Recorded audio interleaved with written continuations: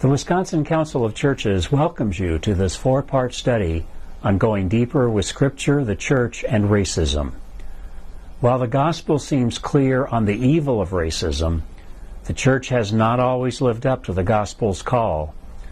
Dr. Denny Weaver and Pastor Nick Utval, members of the Council's Peace and Justice Commission, lead us through four brief presentations which offer historical, biblical, and theological discussions of the Church and racism. The first presentation gives an historical overview of the Church's record. The second shows how Jesus confronted the racism of his times. In the third, the presenter explains how theology has sometimes allowed racism to arise and develop. The final presentation offers a theological defense of nonviolent activism as the appropriate Christian response to racism. Each presentation is followed by discussion questions, which you can find on our website at wichurches.org on the Racial Equity Study Guide page under the Resources tab. Thank you for joining us. Confronting racism with Jesus. The previous lesson pointed out that the Church has a checkered past regarding racism. At least at this point in Christian history, we know which side of that divided story we should be on. Some stories about the life of Jesus can help orient us in ways that challenge racism. The stories may be familiar, but the anti-racism dimension of these stories have not always been recognized. John 4 tells of a time Jesus traveled from Judea in the south to Galilee in the north of Palestine. This story meant that he passed through Samaria. Since there was mutual antagonism between Jews and Samaritans, being in Samaria was itself a remarkable event. When they reached the village of Sychar, Jesus rested by the village well while the disciples went into town to buy food. Meanwhile, a village woman arrived at the well, and Jesus asked her for a drink. When they returned, the disciples were astounded that Jesus was speaking with a woman. No reason is given for this surprise.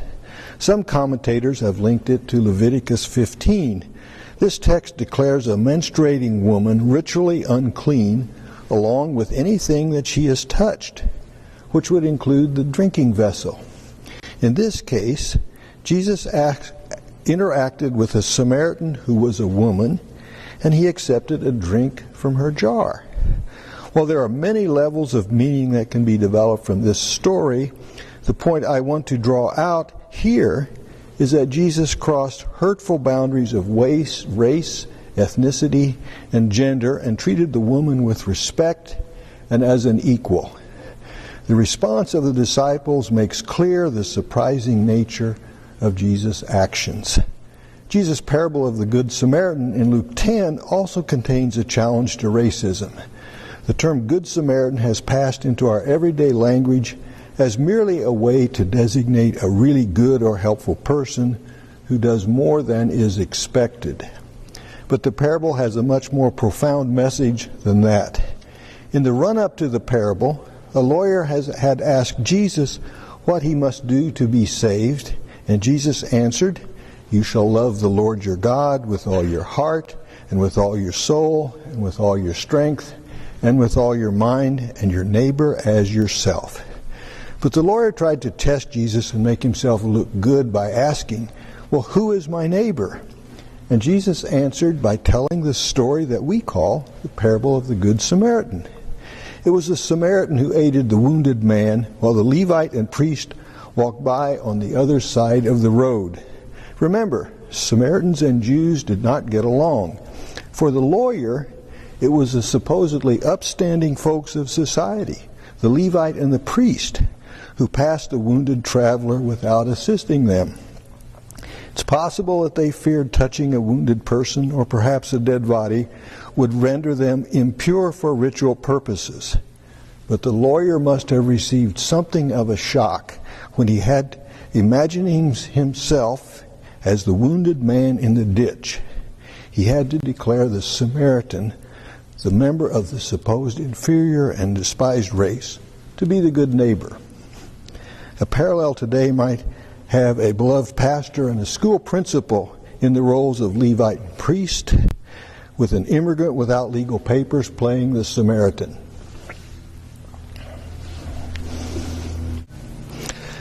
Another story of particular interest concerns the interactions of Jesus with a Gentile woman, told in Matthew 15 and Mark 7. She is frequently identified by Mark's designation of her as a Syro-Phoenician woman. As a Gentile, she would have been one of the wealthy minority of foreigners living in territory occupied by the Romans. And like the Samaritans, she was outside the focus of the mission that Jesus gave the disciples. Jesus had gone north of Galilee into the area of Tyre and Sidon in Phoenicia, where he hoped to remain incognito. However, the woman learned where he was staying. She came and pleaded for him to help her daughter, who was possessed by a demon. Jesus' initial response was to declare, "I was sent only to the lost sheep of the house of Israel." In other words, Jesus' understanding of his mission did not include Gentiles, such as this Syro-Phoenician woman, and he dismissed her plea. But she got down on her knees and begged, and Jesus replied sharply, "It's not fair to take the children's bread and throw it to the dogs." Since dogs were scavengers and thus considered unclean, Jesus was rejecting her entreaty with what was arguably an insult. The woman was not deterred. She countered, "Yes, Lord, even the dogs eat the crumbs that fall from the master's table." Her retort clearly made an impression on Jesus. He changed his mind, and on the basis of her great faith, he promised that her daughter would be healed. This story is the only account in the Gospels where an interlocutor actually got the better of Jesus, and the person was both a woman and a Gentile. It is a story of another boundary that Jesus confronted and crossed, this time between Jews and Gentiles, as well as between women and men. In the stories that deal with Samaritans, Jesus was including and raising the status of a despised ethnic group. The story of the Gentile woman signaled another example of ethnic inclusion in the new people of God. These stories also raise the status of women. Furthermore, all these reactions of Jesus across ethnic and racial and gender boundaries underline that these distinctions do not divide people in the reign of God. All are welcome and included. Raised in the tradition of Judaism, Jesus was the bearer of the covenant between God and Israel. But with Jesus, it became clear that the God of Israel was the God of all peoples. In Jesus, Israel was reconstituted in a way of being that included all peoples. Paul's mission to the Gentiles was to invite them into his covenant that now included everyone. Linking Jesus to the covenant with Abraham means that the Jewish flesh of Jesus has universal implications, welcoming all peoples into the people of God. Two recent books are important in this discussion.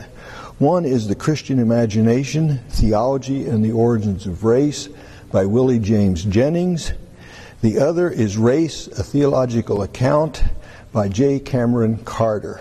These authors argue that Christian theology went wrong when it separated Jesus from his Jewishness. We'll say more about this separation in the next lesson. Here it is sufficient to say that Jennings and Carter believe that our theology should begin with the Jewishness of Jesus.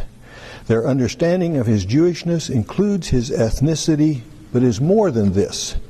Pointing to Jesus' Jewishness locates him in a particular culture and a particular time and place, and this particularity should not be removed from theology.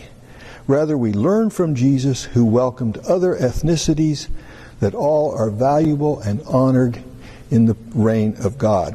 Additionally, recognizing the Jewishness of Jesus means recognizing the new theological identity that emerges when all are included. A new family is formed around Jesus.